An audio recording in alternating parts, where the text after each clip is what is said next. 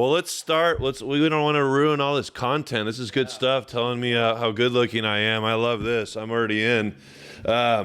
So we have Jamil Frazier for episode. Gosh, this is going to be number 25, I believe. Yeah, big 25. So it's our quarter century for our podcast. But Jamil, you started with what, Section 9 housing, and now you have a mansion up in the hills.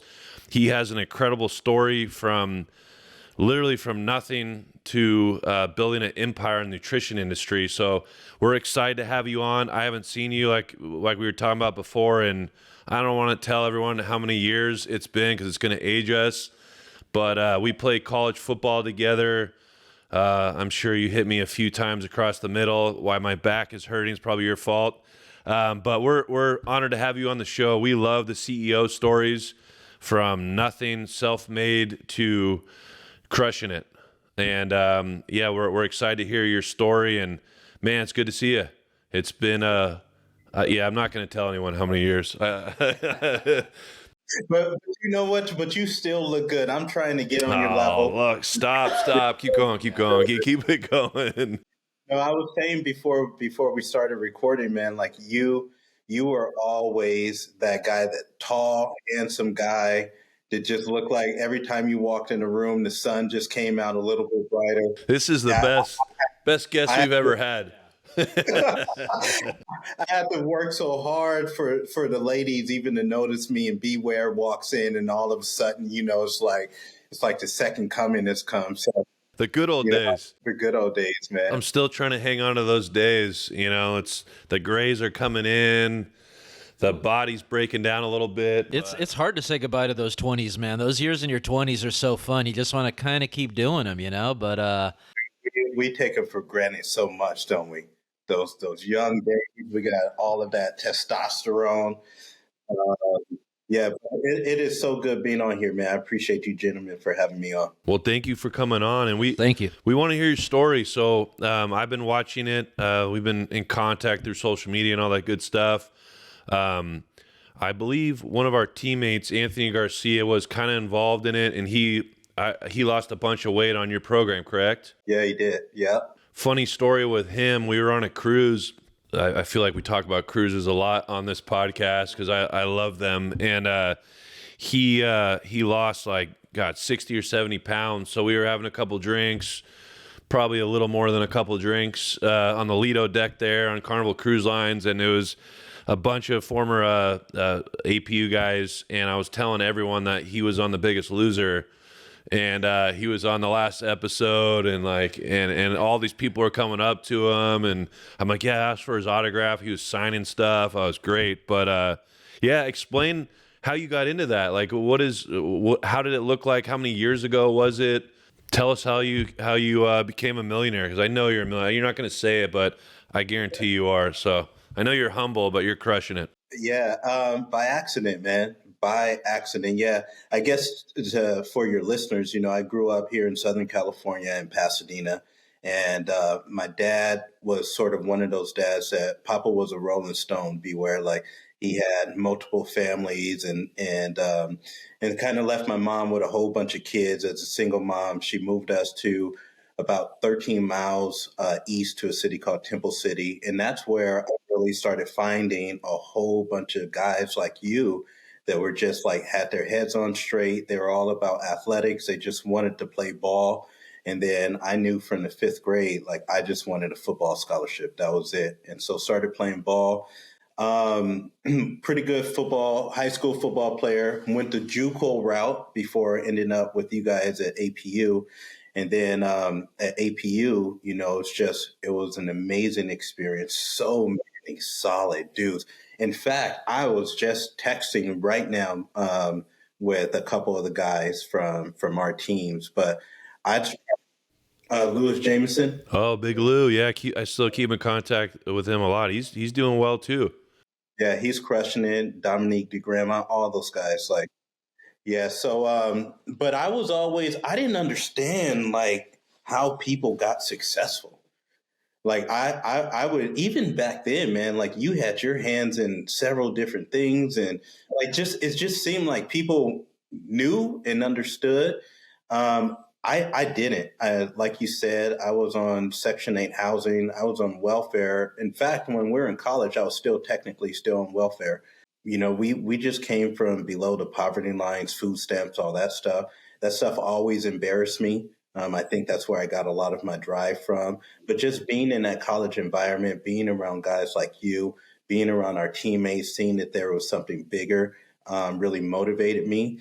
I got into pharmaceutical sales after graduating, got lucky again, got involved with the right people, started working for Johnson and Johnson. And so I was in that pharmaceutical sales kind of space.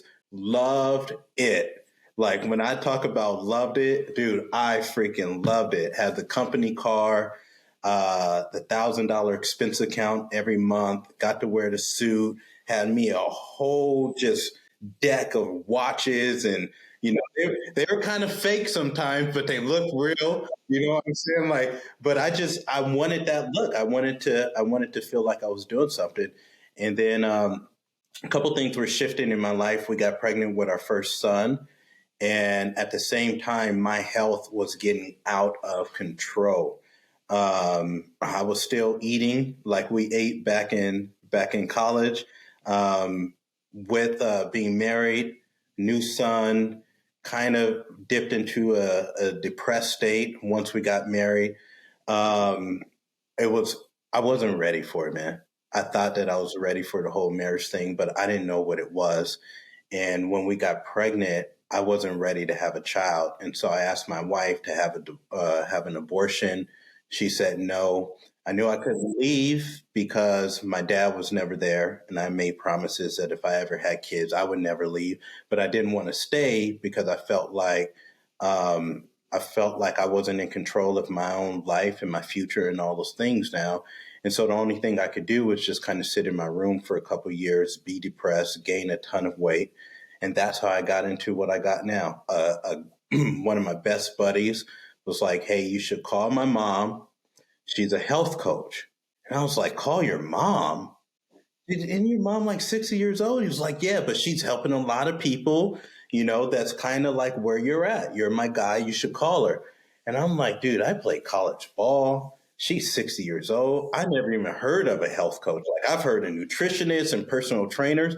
What the heck is a health coach?" He says, "I don't know, but you should call her." I probably put on another 10, 15 pounds, dipped into a little bit more of a depression before I finally called her up. She lived in Long Beach, where I lived at the time, drove her over to her house, and she just started telling me how she could help me. And I was like, "Fine, let's do it." And so jumped on board with her, just trusted the process, and got super healthy, man. Lost a ton of weight, got back in the gym. I was on high blood pressure medications at 31 years old, high cholesterol at 31 years old. They just put me on that CPAP machine. I don't know if fellas out there, you guys ever had that, but I had to do the sleep study for 2 nights. They wanted to put that big old thing on my face. I was like, there's absolutely no way. I'm good with the medications, but once you want to put that thing on my face at night, we're like, we got to draw the line somewhere. So as I was getting healthy, she was like, "You're really good at this." I was referring her a ton of business. A lot of people I went to high school with, some of our college friends. I sent my coach tons and tons of people. And she says, "Have you ever thought about just starting your own business and you doing this?" And I was like, "No, I'm not that guy. I'm not the entrepreneur guy. I'm the worker guy. Like, I'm the sales rep guy. I'm the pharmaceutical guy." And she goes, "You would be really, really good at this." And so I still wasn't convinced. And then she showed me how much money she had made just from the people that I sent her. That caught my attention, bro. I was like, "What?" Like, I for real didn't even know like you were balling out like this. And at the time, I was living in a 700 square foot apartment. I made good money, but never had any money, if you understand me. Like, I made good money, but never, I don't know where it went. And so It's all your watches and your jewelry, and yeah, I could tell you where it went. the dinners, it was the party, it was all the things. And so that's really how it started. And I figured I would just have a small base of clients. I would just help them, support them, guide them, put them on really solid nutrition plans, help them identify their habits, all those things, and just help them get healthy. And then that's what happened. And then, and so I worked full time at a little, part-time business, helping a few people. And then I had a chance to go to a conference, and I saw people, man, I saw people doing the type of stuff that I've been watching you do. I always tried to figure out, how does Beware get into these things? What the heck is he doing? And I just saw a whole bunch of young people, older folks that were crushing it in the industry. And that lit me on fire. And I was like, man, if these people can do this, I can do this. Like, I could build something really, really big. And so a couple months later, man, I quit my job and just went all in. And so for the first year, it was just me taking care of, my own clients. And then I got smart, and I was like, Anthony being one of them. And then I got smart and, was building revenue in my own business and was doing good, had some few systems in there. And then I was like, well, I know there's a whole bunch of other people that are just like me. They probably want to build coaching businesses or have, businesses of their own. Why don't I just show them how to do what I've done? And so really that's what we started doing, built an incredible team. And we've been doing it for 11 years now. And, we've serviced over 300,000 clients and have about 3,000 coaches under my umbrella now. Yeah, just been having fun. And then from there, doing what people do that got money, they start finding ways to keep it and have it work for you and all the things. And so from there, got into a little bit of real estate, got into some private equity stuff, got into some other businesses. And now we do everything from my house. I'm in my office right now. My main house is over there. All my 4 kids are here. You hear what he just said? His main house. You're killing it when you have multiple houses on one property, and it's so crazy to hear. Like Beware, right? So if most people, my last name's Ware, so Brandon Ware, and when I was in college, that was like my nickname. But then I had nickname for my childhood friends, and then when I got older, it's just Brandon, right? Because you don't do nicknames anymore. But it brings me back to that time, and we've had so many people in our football team those few years that. I mean, we had David Canales on, right? He's the offensive coordinator of the Tampa Bay Buccaneers, which is just insane. It feels like yesterday he was my barber on the team, and I was slinging supplements to him for a haircut, and now he's on TV, and he was. It's crazy, and then to see what you've done, it's amazing. It's really cool, and it's. And it's one of those stories where I think people gravitate to your story because it's basically anyone can do it, right? Like you didn't have like this crazy idea, or you just, okay, there's a need here and why can't I do it? Everyone else can do it. Like, you go to these conferences, and my sister is in Roden and Fields, right? I always make fun of her, like, hey guys, that whole thing, the social media, the selfie video. I'm her younger brother, so I just rip on her all day long about it. But she's done extremely well, and I'm so proud of her. Same kind of thing. She didn't want to do it, but she's like, man, I can do this. And now she's doing really well in the company, and it's an awesome thing to watch her grow. And but with your situation, it's like a whole nother level. I mean, how many people do you have underneath you? You said 3,000 coaches? Yeah. So how does it even happen? Like, how do you get 3,000 people under you? Man, you pay attention to it. You focus on it. And just like anything, you make a decision. But it all starts with the first one. Like, I remember the first person I approached, I was so scared, Brendan. Like, I was so afraid. I was so afraid. I was still working full time in pharmaceutical sales. And I had a client, her name was Krista Matheson, and we crushed it. Like, holy cow, her transformation was so amazing. She was a beautiful, beautiful spirit. And she had a sister in Kansas City who wanted to get started with me. And then I remember talking to, like, I owe this to so many people, as I'm sure you fellas know. Like, I've had so many great people along the way that mentored me, that have coached me, that has helped me. And I remember like texting one of my mentors saying, "Hey, like I'm like one of my clients wants to send me her sister. What do you think I should do?" And they were like, "Well, see if she'd be interested in coaching her." And I was like, "I can't say that. Like, she's not interested in this. She's an insurance person." And she goes, "Why don't you just ask her and see what happens?" And I was like, so terrified. And I remember sitting outside. I was in Cerritos, California at the time, sitting outside the doctor's office. And I'm like, okay, I'm just going to text her and see what happens. And I said, "Hey, would you be interested in just like building a coaching business and she can be one of your first clients?" And she texted back, "Okay." That's it. Texting my mentor, like, "Oh my God, she wants to do it."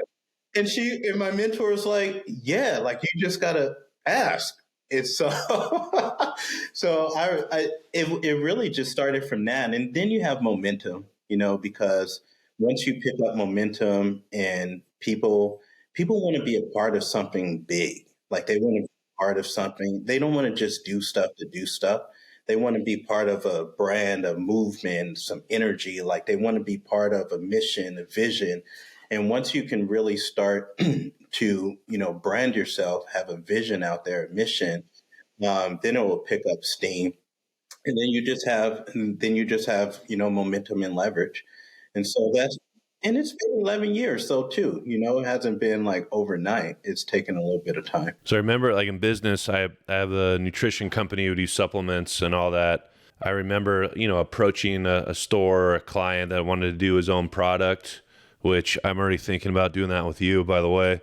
And you get kind of nervous. You're like, what do I say? What's the right thing? And then, now I'm just like, okay, what do you want? Like how many units? Like you need to do this. And you just you actually coach them through it because you know what works. And you can say the things. I mean, you've had a million calls with trying to obviously get coaches under you, and it's you can do in your sleep now. But it's all repetition.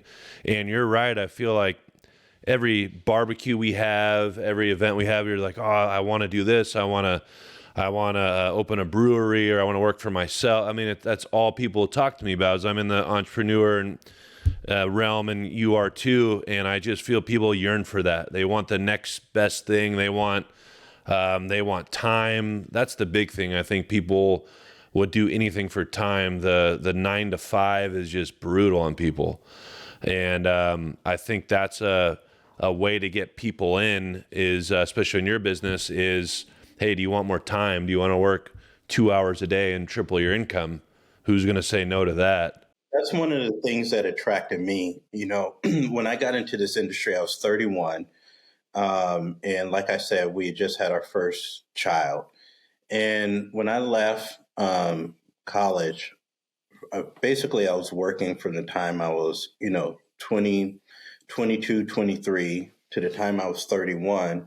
And I looked at what have I produced, right? Like in the last 8 years, what have I produced? I'm living in this apartment building.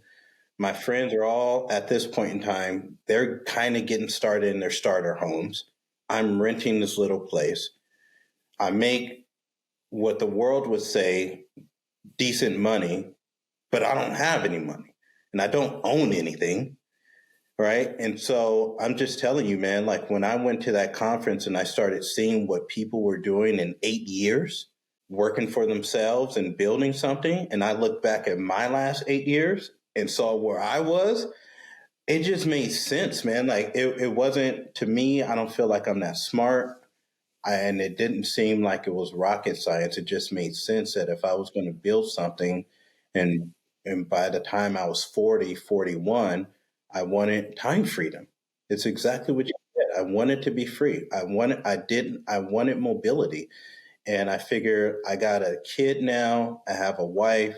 In the next 8 years, if I'm going to work to do anything, I need to work for freedom. Mm-hmm. You're And right. that's all it was. Like, because I could work for 8 years and be in the same spot, punching the same clock, asking for the same time off, or I can work for 8 years and potentially at least have the chance for ultimate freedom. And that I was willing to, it just became like, I'm willing to die for that, for real. I always ask everyone, I think it's like when you start making money, what was your first big purchase? Was there something that you always wanted? Because I think for me, when I'm starting a business or I was opening nutrition stores, I was like, man, I want this car. That was my driving force. I loved cars. I grew up, and I'll never forget. I actually went to Anthony Garcia's house. I bought this car. I don't want to say it sounds douchey, but I bought this exotic car in Orange County, right? So I get in it and I'm like, man, I got like the tingles in me. I'm like, man, all that hard work, it's materialistic things, right? It's not going to make you happy or anything like that, but it's cool to set a goal and then to have the financial freedom to buy something you've always wanted to. It's cool. My grandpa always said money's not everything, but it's a close second, because you get freedom, but I remember going in that car and driving to Central Valley to Anthony's house, and I was literally just almost like shaking. I'm like, I can't believe this happened. Like, what the hell? How did I do this? What was your first purchase? Did you get a real watch? Yeah, that's what I was just going to say. You could finally afford a real watch. You didn't have to wear the fake gold anymore. Tom, I'm gonna tell you what it was. So right before I started my business, my wife was about to leave me. She was divorce papers on the table. I don't know why she stayed. She should have bounced. So she had just gone to one of those tapings of like Ellen or something like that, and won like a free weekend trip to Las Vegas. And so right before she was going to divorce me, she said, let's go to Vegas and like see if we can rekindle some sparks. And so while we were there, I went into the Rolex store. And on Instagram, this was like 2012, and a lot of people were starting to get on Instagram. And I was watching all these kids, man, with like presidential Rollies and stuff like that, gold watches. And it enticed me. So I went into the store and I asked a woman, like, how much is this watch? I had it on and everything. And she says, 37. And I remember turning to my wife. I was like, sweetie, like, it's only $3,700. Like, if I save up for a minute, like, I'll be able to get it. And the woman turned to me, sir, $37,000. And I remember like slowly handing the watch back to her and walking out of the store with my head down. And that was in 2012. By late 2014, I was making that a month. And by that time, though, the transformation had happened so much that I didn't want the watch. I wouldn't spend it on a watch. In the course of those years, I had a client. Her name was Valerie, and she was in real estate. And so she asked me early on. She says, do you know any investors? I have a real estate company, property management, so on and so forth. And I was like, well, I don't really know anyone, but send me everything that you would send them. So for about 2 years, she was just sending these deals, like these properties that she managed and all these things. And I was just getting them, and I would see what sort of returns some of her investors were getting. And I wanted it, man. Like, I wanted to be in that. I just didn't have the money at that point. So basically in 2000, like 3 years later, I flew out. She was in Indiana. I flew out to spend a couple of days.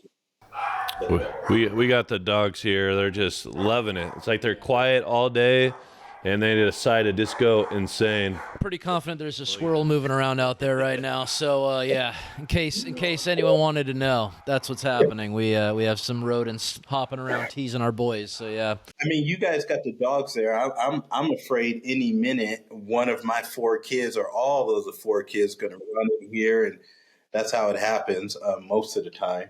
But no, man, I went out to Indiana, looked at a ton of properties, was ready, and so my first big purchase was of 4 homes that year. Wow. And, yeah, and then just kind of going from there. Very cool. Yeah. Hey, I wanted a little clarification. You said you've been doing 11 years. You were coaching. Was that part of Optavia? Is that the company that I saw? Because I did see a little bit of that. It's really about health and wellness, right? That's really their main thing. I read up a little bit on it, but yeah. So basically, that's the company you've been with. Can you tell us a little bit about them? What's something that they do different than, say, everyone else does? What was it about them that you liked? Well, I didn't have a frame of reference. You know what I mean? Like I started because of where I was at. I was severely overweight for myself. When I was playing with Brandon in college, I was probably like 175, man. At this point in time in my life, I was close to 230, like I said. And it was really just a state of mind. So for me, if I didn't get involved probably as from a client standpoint, I'm not sure any of this would ever happen. Man, when I tell you my first week with my coach and on the program that she put me on, it was like my life had changed in 7 days. Remember, I had just I was at the tail end of a 2-year depression. And I don't know if people have really battled depression before. I certainly hadn't, not that deep of a level. And so it was sort of like not only a mind body transformation for me, but it was really like a spiritual transformation as well. So, so at the time I had no reference. I had a coach who was with me every step of the way, guided me, helped me on the days where I was ready to quit. And there were days where I was ready to quit. She was there for me. In fact, if you come to my office right now, I have her picture right there on the wall because of who she was to me at that point in time in my life.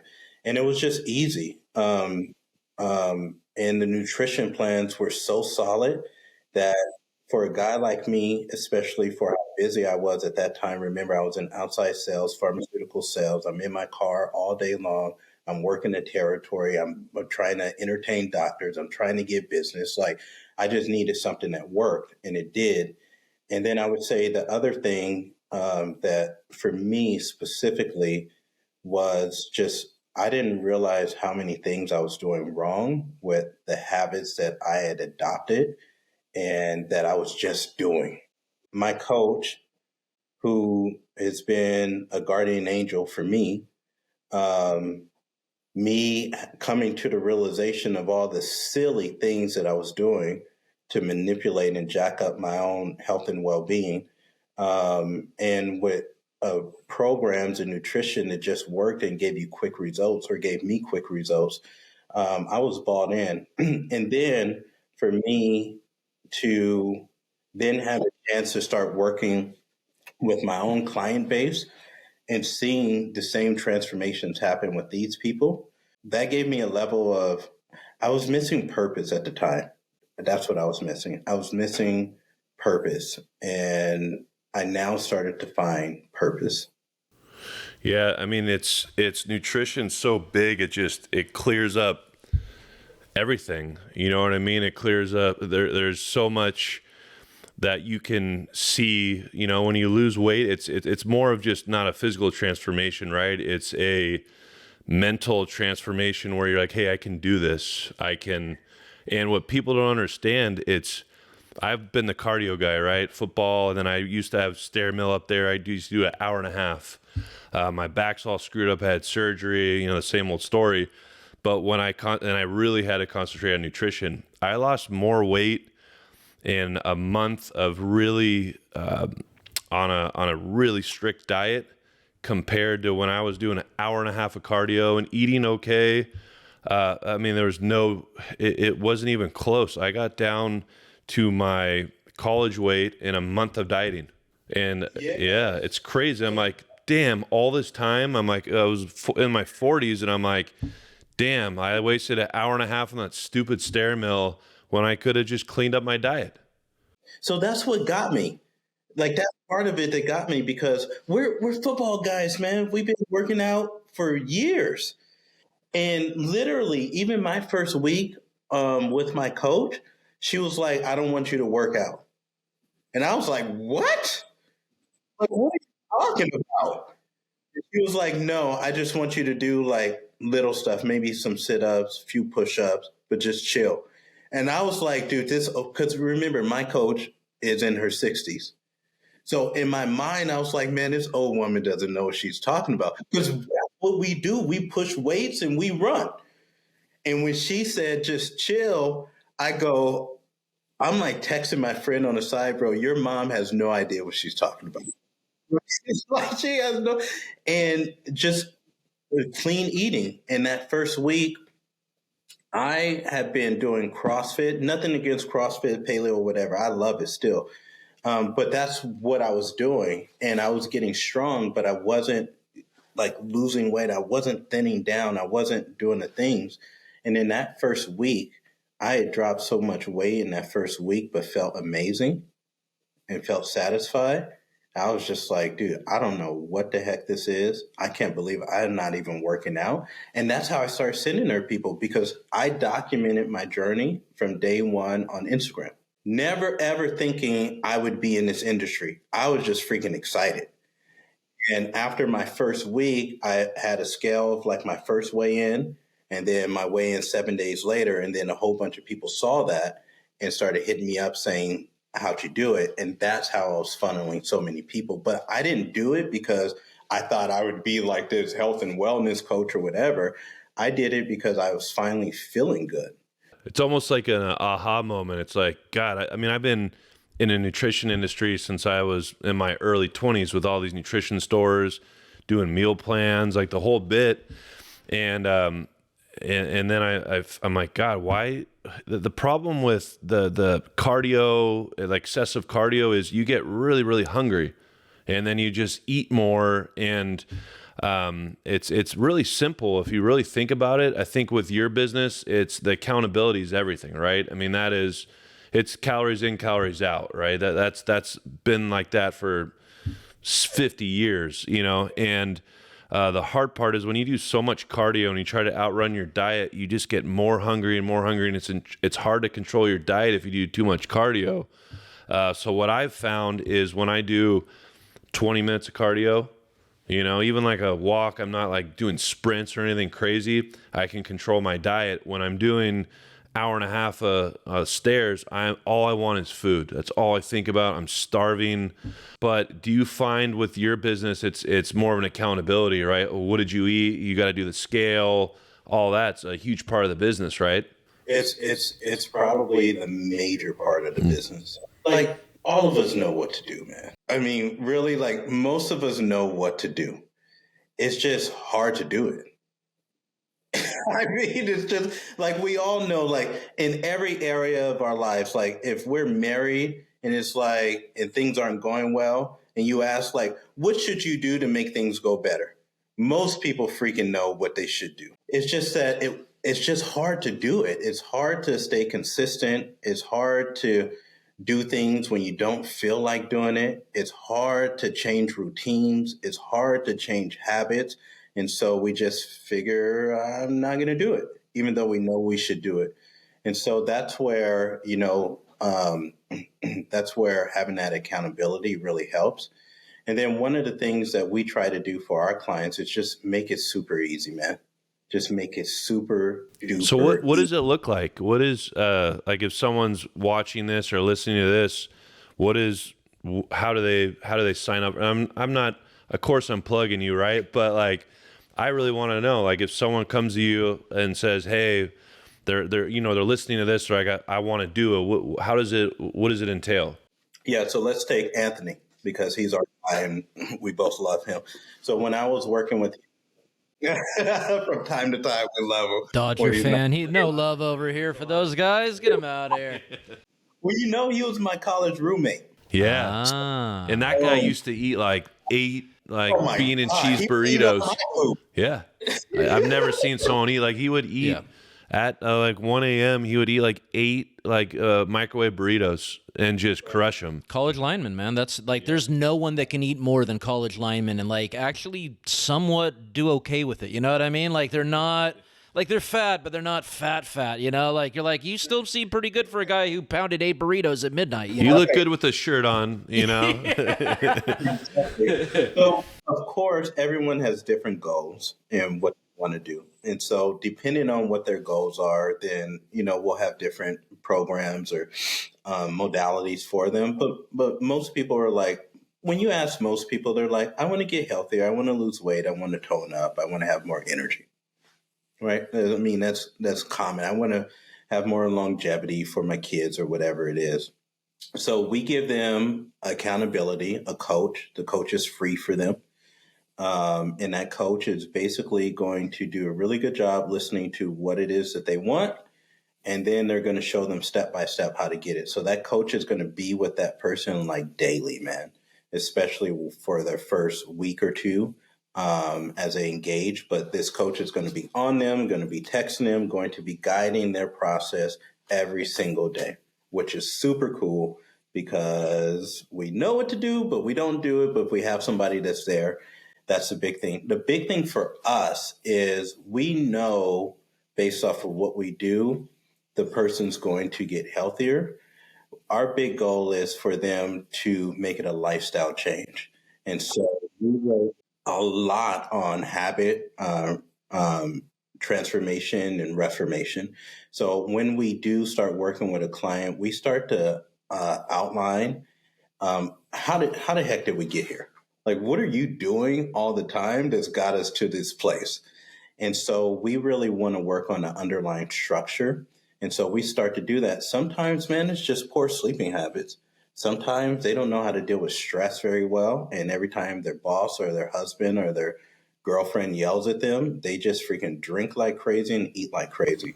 Do you guys actually do food too, right? Or is it just meal plans, or you guys do like the snacks and all that as well, right?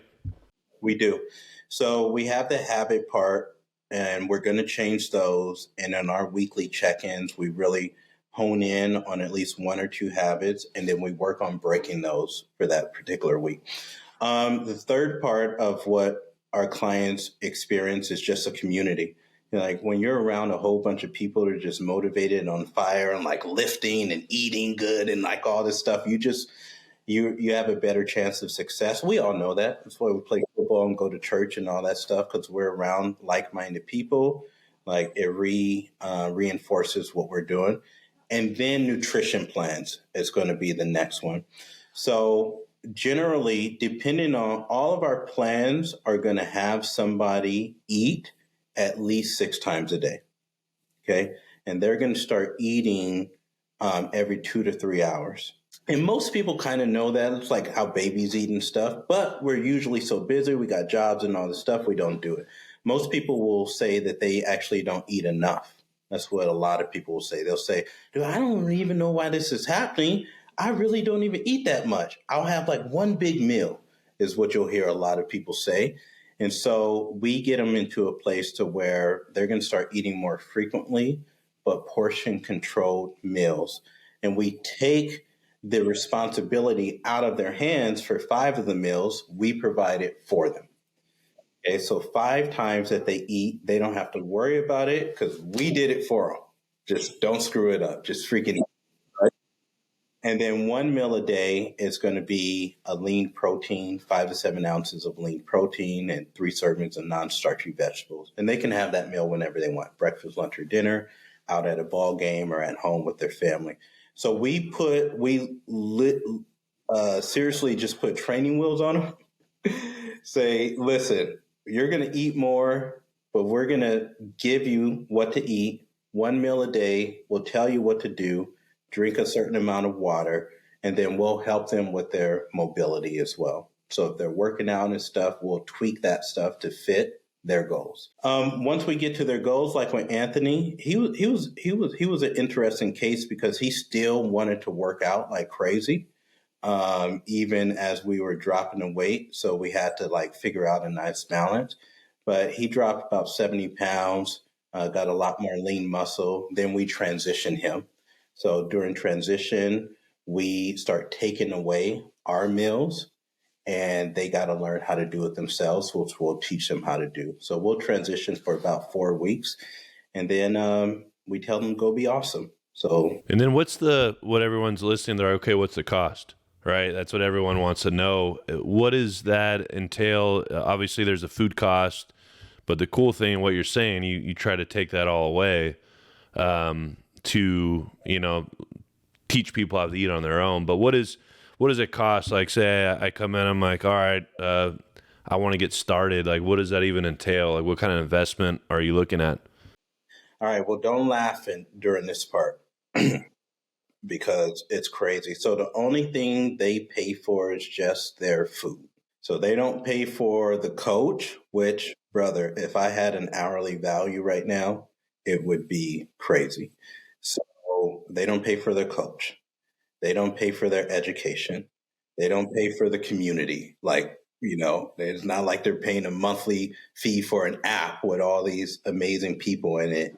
The only thing they pay for is their food. So it was designed to either be cost neutral to what most people are already spending on nutrition, or to actually save them money. So they're having 5 of our meals a day.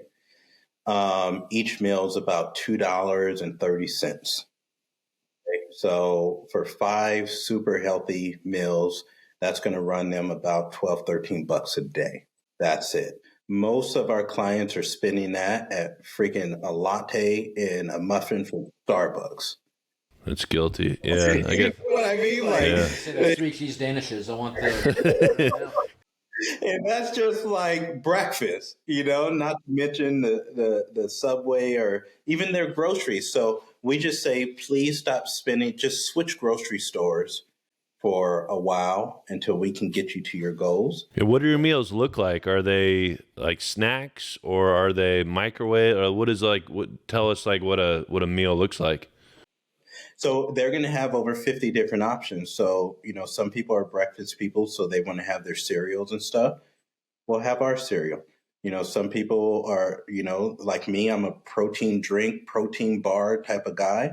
We'll stop buying those and just have these. Some people are like, dude, I'm working from my desk all day. I want to snack on some pretzels or something. We'll just have ours. One of the reasons why I gained all my weight is because I'm a huge sweet tooth. So, so just have our brownies and our cookies and our freaking puddings and whatever, right? Our soft serve, soups, ziti, mac and cheese, all this stuff. So for them, just pick out 5 that you want for that day, put in your freaking bag, go on about your business. Wow. That's really interesting. I'm curious as to how you guys are making money then, because like I'm thinking, okay, clearly the coaching is coming into here, and also when you're talking about coaching, I'm just picturing in my mind that your hardest part has to be that first week. That basically you're just saying, put the donut down, put the donut down, like you're basically like having to fight all these cravings that people are having. I would think over time it's probably just more so continuing encouragement, hey, keep doing what you're doing kind of thing. But it's probably that initial time that's probably your hardest, I would assume, yeah? Yeah, so I'll answer both of those questions. So our economic driver is obviously the nutrition, right? So so that's how we make our money is the is the food that our clients are purchasing. The second part, there tends to be 2 pretty difficult areas when a client's starting. That in 3. One is the initial decision to get started. That tends to be very, very hard for most people. It's just to say, okay, I'm gonna start a journey of transformation, whether that's with our physical, our mental, our emotional, our spiritual, our financial, certainly is making that decision. The second one is, the first couple of days on plan as your body is adjusting to a new lifestyle. And then the third one that I have seen is most clients have what I call a lid. And that means they have an area to where they automatically systematically and mentally um, sabotage themselves. So let's just say that for me, like I hadn't been under 200 pounds in a long time. And as I was getting close to 200, in here, I have a lid to where I believe it's like cool for me and where I could go. And as I'm getting closer to 200, I'm getting further away from where I was at 230. And I'm kind of looking good, man. I at least see like one ab. I know I'm about to get to the 200 part. And I start saying stuff like, dude, I could just have a little bit, right? Like I could just have a drink, or it's not that bad, or I'll just get started on Monday. Now, I had no deviations up until that point, but almost every single person that I work with has a moment in their journey to where they really don't believe they're going to sabotage themselves to break through to where they actually want to be. And so I coach my people on that. I say, hey, there's going to become a moment to where you really start feeling yourself and you're going to want to deviate. How would you like for me to show up for you when that happens? Wow. And it happens probably every time, right? Every time it'll Sure. happen. For sure, especially with women. No way. I mean, I'll be honest. It's a very similar thing when I'm losing weight. I don't want someone to tell me, "Hey, you look like you've lost weight," because then I'm more enticed to get that milkshake. I'm like, I want people to say, "You look like shit," like on a daily basis. I want that only. Stop telling me I look like I'm doing okay, because I'm not doing okay. All right, so stop it. But no, that's really amazing. It's and I'm glad you mentioned portion control, because that was something I had kind of wrote down with a question mark there. Is kind of like that seemed to be the basis really with that main thing is controlling your portions and eating small amounts throughout the day. I know I'm kind of a binger and purger, same thing, that one meal a day kind of person, where a lot of times I'll just have like one big sandwich in the middle of the day, and that kind of carries me over. But unfortunately, late at night, all of a sudden I want to snack on something, and what do I got? I got some cookies to snack on. I got this to snack on, and that's hard. But yeah, obviously I think through the constantly having small bits there, and also it being portioned out for you. Sounds like what you're saying basically is, if I signed up, would I get to pick the kind of foods that I wanted? Like, would I have a choice? Or is it like, Tim, you're eating this on Monday, you're eating this on Tuesday? How would that go? Yeah, so what we're going to do is probably get you going with a starter pack that has like all of the favorites. So you'll have a ton of different options. But once that comes, then you'll absolutely have autonomy to say what you want for that, right? So like for me, I'm going to be honest with you, man. Like I'm a simple dude. Like I don't need a ton of variety.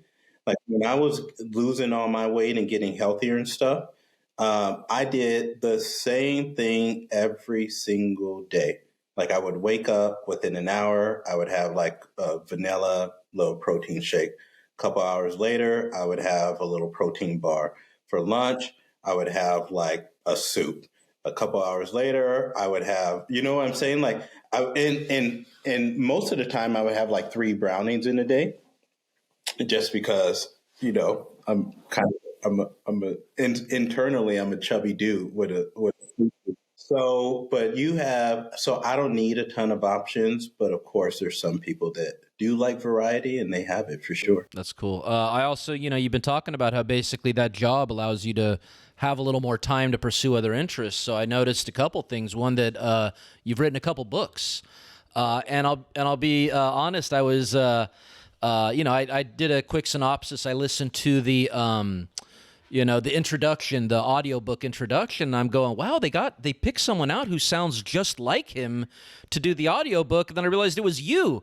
So that's really interesting, because I don't ever see that. I don't see an author write a book and then also get to do the voiceover for their audiobook. So how does that even work out? Was that something that you had kind of dealt with your publisher, or was that just one of those things like, hey, I got a good voice if you want a 2-for-1 here? Well, what's funny is like I'm almost done with the next book, and I remember after the second book that I did, I told my book manager, I said, "Dude, I'm never doing the audio book again. Like it's a tedious process. You're in this little booth. You have a sound engineer in your ear telling you when you're screwing up all the time. Like even though I wrote the book, it's still like I don't read very well, so I mess up a lot." And then they say, "Oh, you messed up. You got to do it all over." So it's a process, man. No, what happened was they didn't really even give me a choice. And I wrote the book and they said, okay, now do the audiobook.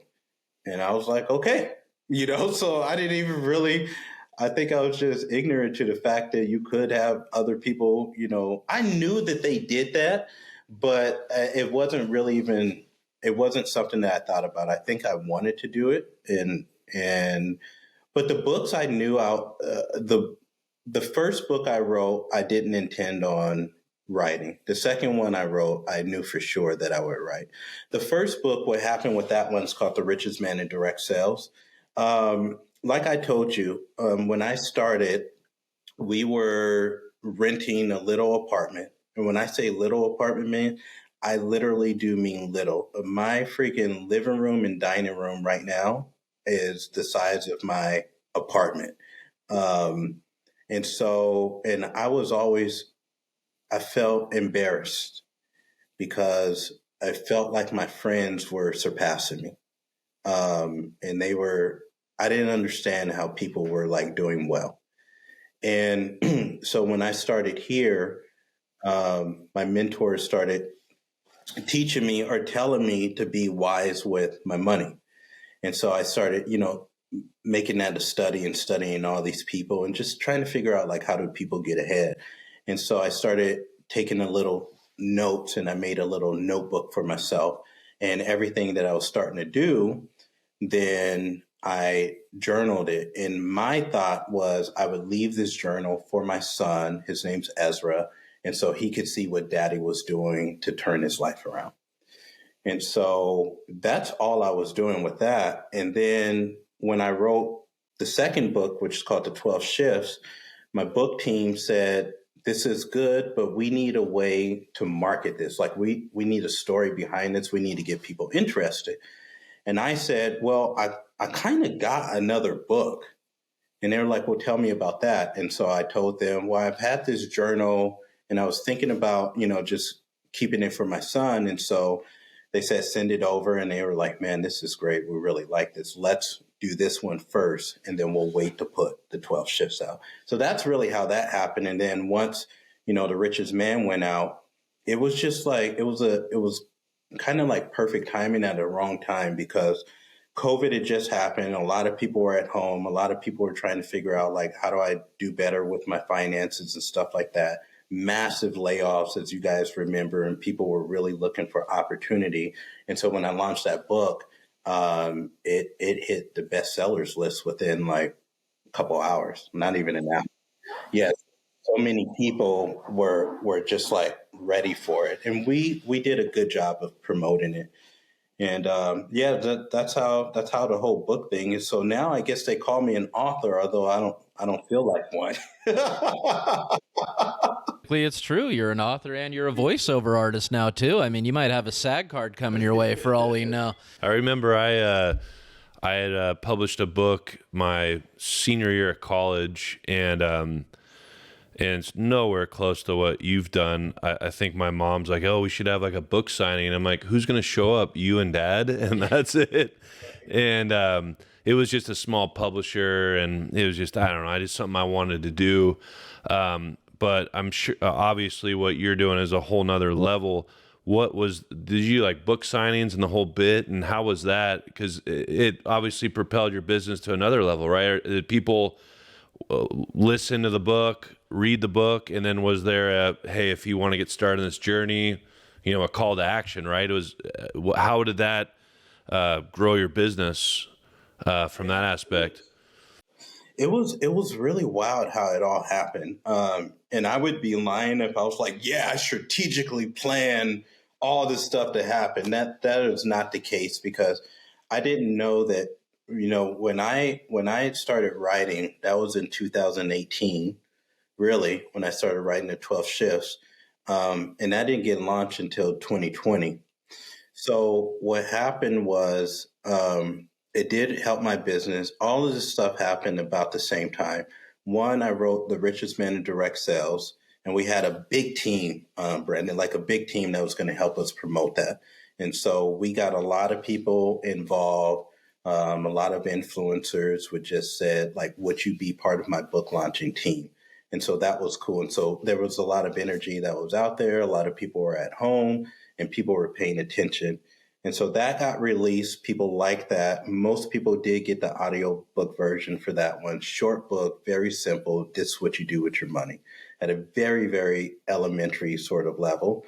And so that turned into energy. And then a few months later, we dropped book number 2. So a lot of people that had done the whole first book thing were like ready for book number 2. At the same time, we had an episode that dropped on house hunters that kind of documented our journey to buying this property. And so it was just like all that stuff at once. People were at home. There was a lot of eyeballs. And so that just brought this storm. People that obviously I coach and I mentor were excited. And then that brought in, of course, outside eyeballs that were like, hey, you seem interesting. How can we get involved? And so that got bigger. Yeah, tell us about house hunters. We always watch stuff like that. How was that experience? Dude, it was an accident, man. It was an accident. So my wife and I have been looking for a property for a while. And I don't know any of your listeners, like it was brutal because what she wanted was totally different than I wanted. You know, she was thinking like, that's crazy. I can't imagine that ever happening. Crazy. Yeah, right? So she wanted, I mean, she thought like, you know, a woman, a wife probably should. Like, is this a good place for the kids? You know, can we make a good home here? You know, does it have you know, is it open? What I have, you know, sight lines through since we have, you know, 3 kids at the time. So she was so pragmatic and practical about it. I was like, can I bring people here to do retreats? Can I bring my coaching team here? Is it like, does it have tranquility and serenity? When I bring couples in here, like, is this going to inspire people? And so we were looking for a property that was very tough to find. So we looked for a long time. And I was just like over it. I had given up on it. And I thought, well, maybe if I can find one of these people on like HGTV, they could just like, we could just buy some land and they can maybe just build us what I'm looking for.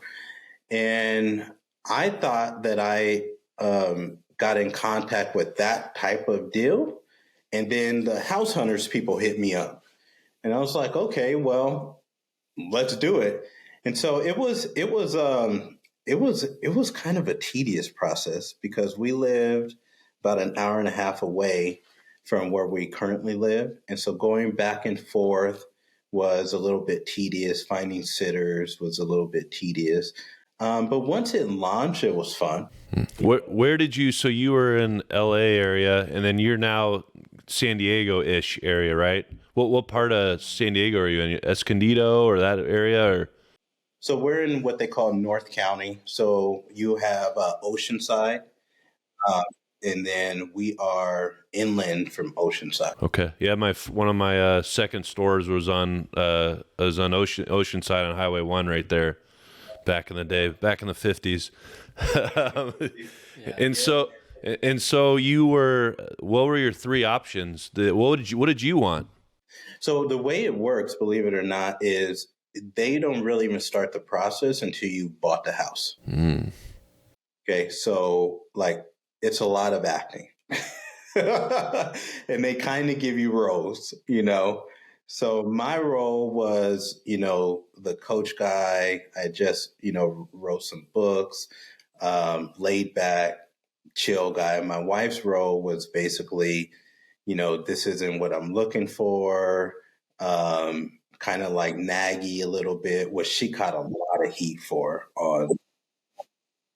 which is wild, right? She caught a lot of heat on social media and stuff. And all these, they got HGTV house hunter sites.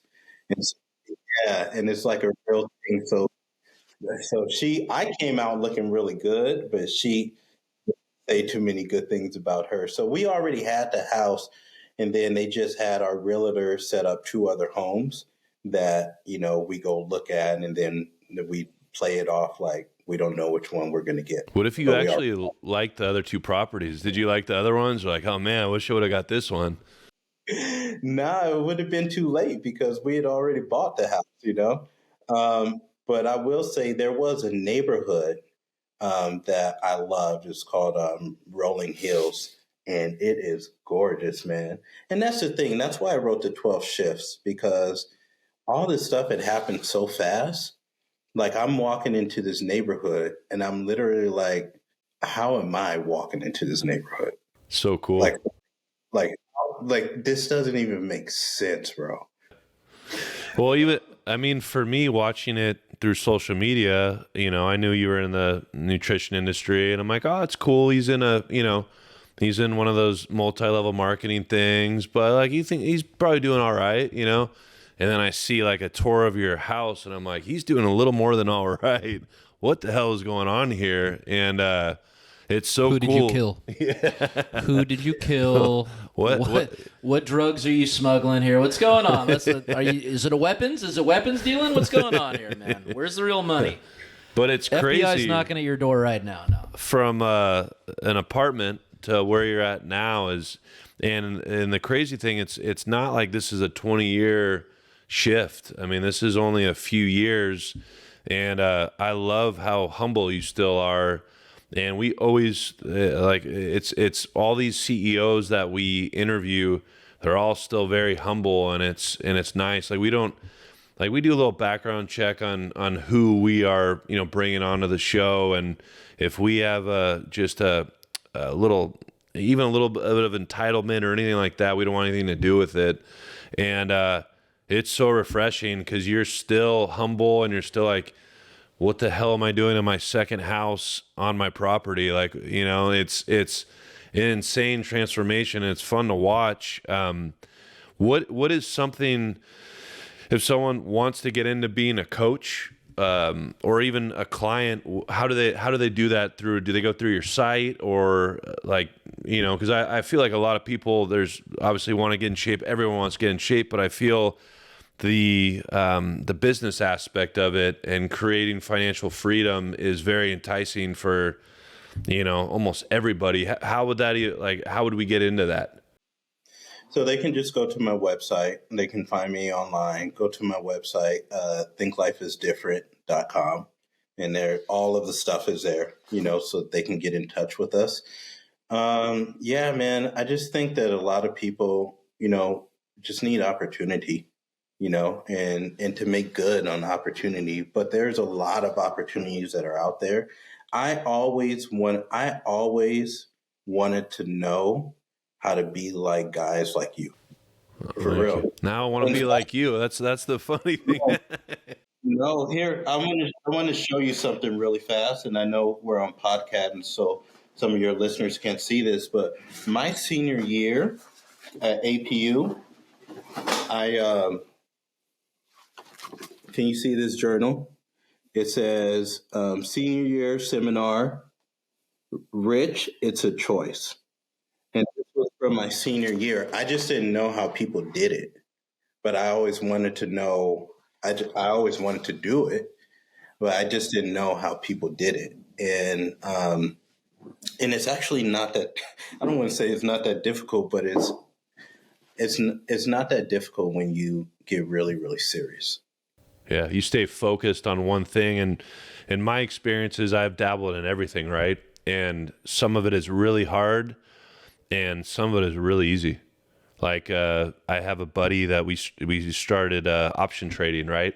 It is literally the easiest thing I've ever done. I click buttons for about an hour and a half a day, and the strategy that he's taught me, and it's just surrounding yourself with really smart people. Your circle is very important. I'm sure you talk about it in your book, but some of it's really easy. Like, he sees me. I mean, it's an hour and a half, hour and 45 minutes a day. And I'm clicking buttons, you know, on my phone, you know, just doing my thing. And it's been insane, you know, compared to when I had all my stores. I was trying to manage, you know, 15 stores in Oceanside. I'm in here, Alaska. It was a nightmare. And Some of it's simplifying things. I had the MMA business. It was a nightmare. Like, it was so stressful, thrown up in the back. Now I'm making more money just clicking buttons, and you don't have to be this Harvard graduate, this genius. You just have to have the opportunity and do it. We talk about a lot on this podcast is that action, that very first, when you talked about in your steps 1 through 3, is just doing it. Actually, okay, I'm going to do it and then figure it out later. That's the hardest thing. It's so true. I will say this too, to kind of piggyback off of what you just said. Like, you do kind of have to find your thing, because even with me, like, my coaching business and my coaching organization is my baby, right? Like, this is what I do. But as I said, from this, I ventured off first into real estate. But I had a whole bunch of rentals that was a headache for me. And I took a little sabbatical down to Colombia and South America and Peru, and like years back. And while I was there, a buddy asked to like he's a real estate guy, a fixer and flipper, and he was working on some project, and he was like, "Hey, do you know anyone who can lend a certain amount of money?" And I was like, "Well, send it to me. Like, maybe I'd be interested." And so we ended up doing that deal, and from that, I was like, I like this a lot better than I like rentals. So I liquidated all of our rentals, and then I just started lending. And then from there, I was like, okay, that's cool. But then I had another buddy who was like, investing in the companies and sort of like the private equity space. And then did one of those deals, and it's like, wow, that Shark Tank stuff is really kind of dope. So like, you stumble onto the things. And once you find, at least in my case, once I find something that really aligns, then I guess I should say that's when it doesn't become that difficult, because it really does feel right. And maybe you just got to toy around with several things, that one thing will lead to the next thing. Yeah, and the hard part is sometimes you, like for me, and it sounds like you're the same way, is we say yes to everything. And that's the hard part is, okay, let's navigate this and not say yes to everything, because through all those, those wins, there's so many losses that do happen. But without saying yes, you can't get any of the wins, But yeah, well, what's your, you had all the wins. Let's hear a loss. What did you invest in that just did absolutely terrible? Oh man. We got a lot of them, right? It happened.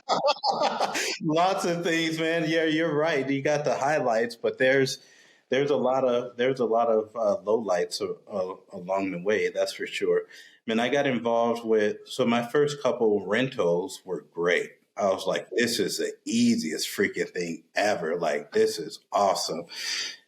And then I just had a bad streak, and I would get 2, 3, 4 that just had issues and problems, and tenants that wouldn't leave, and have to call the sheriff. And every time you did, you would have to pay a little bit more. Then the oak tree would fall on the dang property. And it was like, I'm losing a ton of money here, And it was really that 80-20 rule, that 80% of those things were not really cash flowing the way that I wanted to. And to tell you the truth, a couple of them I sold, but I would have given them away. Should have let me know. I would have, yeah.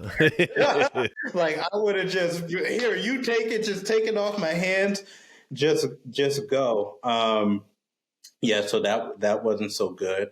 I got involved with, believe it or not, an ice cream company.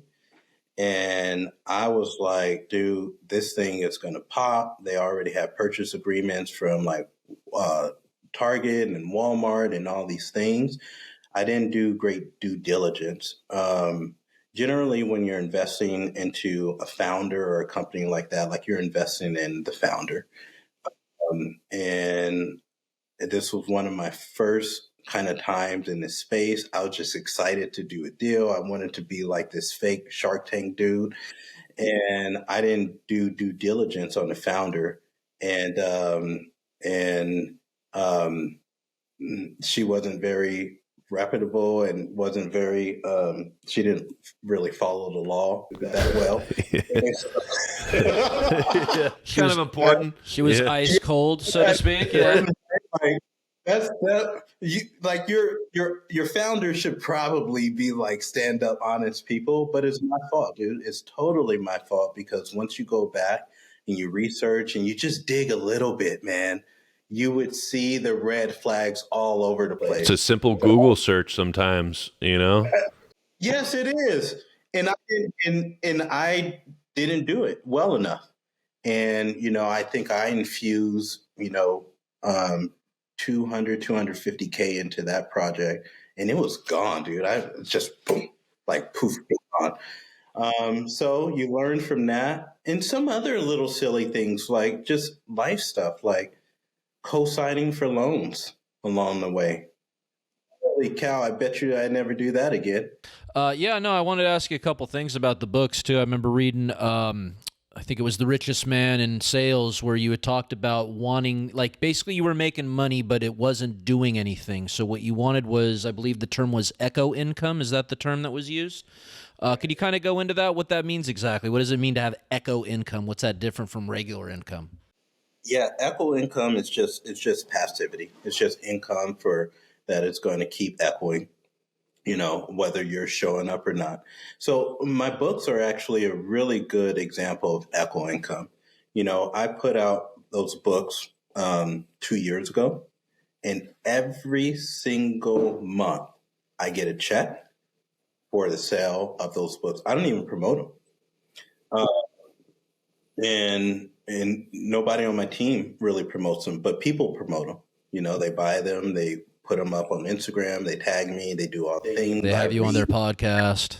We want some of that echo income. Yeah, right. Yeah, so that is a good example. One of the reasons why I wanted to get into this industry is because if you do it right and you build it right, which isn't always easy to do, then you'll have the opportunity for that to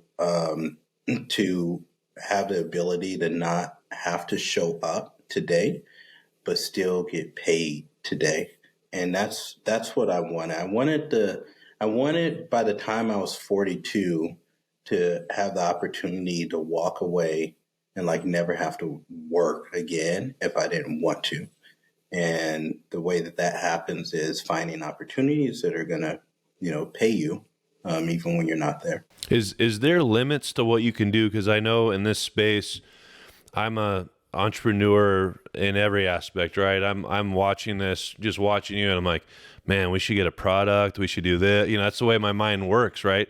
Do they put limits on you of what you can do with your clients? Like, is there like, say, you have a product that goes well with your business? Are you allowed to promote that, or how does that work? Do they put limits on what you can do with your client base? Yes and no. So if it's like a direct competing product, then of course, that would go against the bylaws and all those things. If it's something that can enhance, then you can promote whatever it is that you want. So stay on the line after we're done here. When they create these new foods and products, and since you're so high in the company now, do you get to kind of, is there like taste testings, or do you get to put your 2 cents in, or how does that work? Yeah, absolutely. So several years ago, my wife and I, started doing well in the company in our business, and so they invited me to basically the inner circle, the round table in the company, where there's about 8 of us independent health coaches. And we partner with all of the heads of the corporate team. And so, yeah, in that group, we really just kind of facilitate the direction of the company the direction of the product launches, the direction of basically everything, marketing, branding, all those things. And so that has been a really unique experience for me. I am by far the lowest guy on the totem pole in those rooms. Again, I'm like, why you guys even have me in here? Like, what value can I add? They need someone to pick on. You're the bottom of the pecking order. They get in here, bitch. We need to haze you real quick. That's what they got you for. Just to be in rooms with people like that, just to be in rooms. If they want to rag on me, that's fine. I'll take it. But I just want to be around people like that. And so I've been fortunate. My wife, Amanda, and I have been fortunate into those. So we've done a lot of different product launches, taste tests. We've done things to where we've even, flown out and met with different vendors, creative training platforms, all the things on a macro level. Do you guys manufacture your own products, or is it like a third part, or do you have your own facility where you make it, or how does that work? Yep, manufacture everything in-house. Yeah. Where is that located? Is it in where's your headquarters at? It's called it's in Baltimore, Maryland. Okay. And that's when you know you've made it, when you create your own products, when you actually create it, because there's so many companies that they just slap their label on it. Yeah, they've done a tremendous job, man, for real. From a company aspect, this was just a little mom and pop company, and thought, can we develop some products that would really at the beginning was just, type 2 diabetes in the early 80s was just going crazy. Like people, all of a sudden this term came about. Like people had never really heard of type 2 diabetes, but now it's really started catching on. So at first they just created nutritional products that could help just the diabetic kind of population. And then along the way, they were like, man, it isn't just a type 2 diabetics. Like we should create a lifestyle brand. And then that's when it really started taking off. And, in the last 3 years, in 2020, 21, the first quarter of 23, the company was the number two or three ranked fastest growing companies in the world, ahead of all of these brands that people know, Tesla, Amazon, Apple, all that stuff. So like it's, I got lucky, man, for real. I got really lucky. I got lucky that I got so out of shape. But you said yes to the opportunity. Yeah. That's what I always stress to everyone. They're like, well, how do you get into these things? How do you got to say yes. You got to do it. So many people, but this, but that, but it's just always the buts. It's like, no, do it. Like all the guys we talk to, they're all very successful CEOs. They all say, just do it, and then you'll figure out how to do it. But that first step, and it's ironic because your business, it's the same model. It's like, just say yes to, I want to lose weight. Yes. And then figure it out later. You got to eat these weird things or whatever it is, but you'll figure it out. I don't like this meal, but you got 50 other meals to pick. But if anyone's listening that wants to become an entrepreneur, it's not easy, but you can't do it unless you say yes and make that first step. There's no way you're ever going to make money. You're going to create that generational wealth, that time, by saying no and having excuses. Man, you are dead on. I look at all the different playgrounds I play in now, and I'm just doing me. Like I've strived to be like a lot of my friends, and first and foremost, and this was our foundation probably from APU though, it's just a solid dude, right? But I look at the playgrounds that I play in. Dude, I literally failed every spelling test that I've taken. And when it came to, do you know how hard it was for me to write the 12 shifts? Like, that was such a hard process for me. Probably really easy for other people, but for me, because I would get in my head and I would be like, dude, I'm not an author. Like, I don't even know how to spell. Who am I? I didn't feel qualified. I'm not balling like a lot of other people. Like, who am I to do it? Even when my family, no one in my family had ever owned a home. You cannot name one person. And so when I bought my first house, I was terrified, man. Like, super terrified. And that year I bought 4 houses. So like, but that was just like doing it. I didn't know any of that stuff. I didn't know any, even now, I don't know how to be like a dynamic leader. I'm just trying to figure it out. Like every day, I'm just trying to figure it out. And how is your family? Is your family just, they must be so proud of you, right? I think so. I think, Well, I'm sure it comes with a lot. I mean, I already know where this is going. you know where it's going, but it's all it's part of it. It's part of the process. It's just part of it. But you're right. You gotta say yes. You gotta just like, I just try to reinvent myself to some degree every year. You know, this year is raising money. I've never had to raise capital for businesses before. And like, my business cost $200 to start. Yeah. Like, so yeah, not bad. And so now I'm involved with these other projects to where you need, you know, a lot more than $200. Yeah, well, we thank you. I know your time is, speaking of time, I know it's valuable. We really appreciate you coming on. It's such a cool story.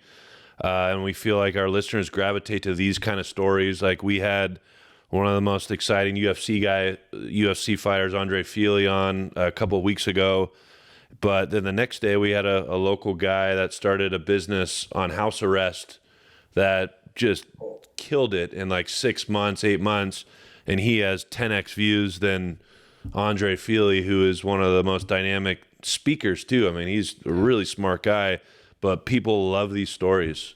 And I love it. It doesn't feel like this is like, we feel privileged to hear the story. And for you taking out your time, we appreciate you a lot. And what an exciting time. Look, that smile is just bright over there. Yeah, thanks again, and obviously wish you the best of luck in every endeavor, because I know you're doing a whole lot of different things, but it seems like you put your heart and soul into everything you do. So Just no more ice cream deals. no more ice cream. All right, deals. No, I love you guys, man. Beware, always my brother, man. I love you too, man. And then how can people get a hold of you? Are you, I mean, you're beyond that level, right? Just the website. Is that it now? Yeah, just go to the website, man. Just go to the website, and then we'll connect from there. T-Lid. ThinkLifeIsDifferent.com. Yeah, hit up T-Lid over here. All right. Thank you, sir. Hello. We got a